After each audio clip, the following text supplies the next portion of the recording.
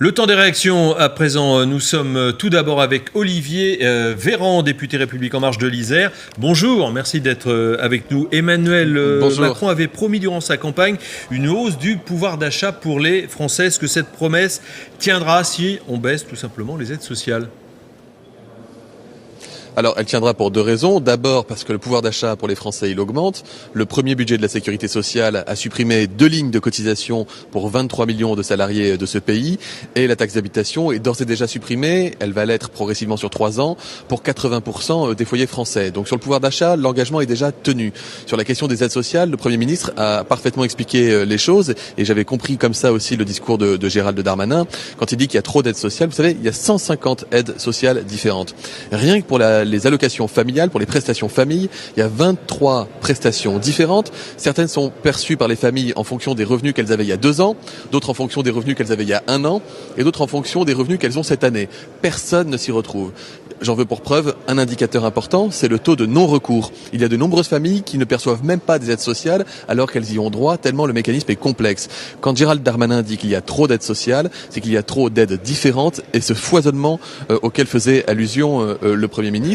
Et certaines aides sociales sont absolument inefficaces aujourd'hui, donc il est important de réinterroger la dépense publique. Oui. Alors, constater qu'il y a trop d'aides, c'est une chose. Les baisser, c'en est une autre. Va-t-on baisser ces aides sociales ?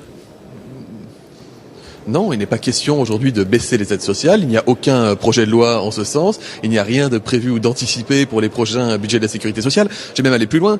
Il y a un plan pauvreté. J'étais moi-même coprésident avec la présidente du Secours catholique français d'un groupe de travail pour comment prévenir l'entrée dans la pauvreté, notamment pour les enfants et les plus jeunes dans notre pays.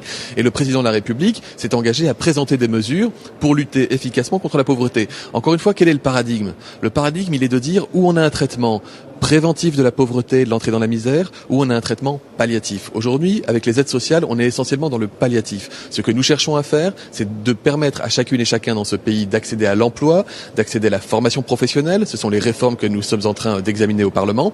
Et puis, c'est aussi permettre d'éviter de rentrer dans la pauvreté et dans la misère. Donc, nous travaillons sur les causes du mal, ce qui n'a pas été fait depuis des années et des années. On était toujours dans quelqu'un qui a un besoin, on va répondre ponctuellement à ce besoin, souvent de façon insuffisante et très complexe. Là, l'idée, c'est de se dire comment faire pour que demain, les gens ne soient plus dans le besoin.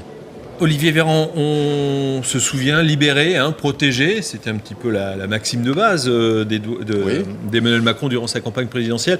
Pour l'instant, l'opinion publique retient surtout qu'on libère, mais qu'on protège peut-être pas forcément. Libérer, protéger et innover.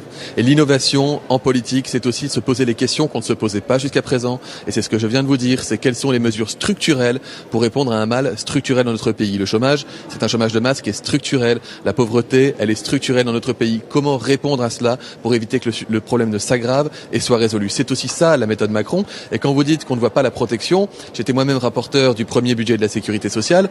Outre les mesures en faveur du pouvoir d'achat, nous avons augmenté le minimum vieillesse pour les personnes âgées qui ont des faibles ressources. Nous augmentons l'allocation adulte pour les personnes handicapées comme elle n'avait jamais augmenté depuis sa création. Il y a des mesures pour les familles monoparentales. Il y a beaucoup de choses et je vous ai parlé d'un plan pauvreté qui serait annoncé prochainement. Donc moi je m'y retrouve.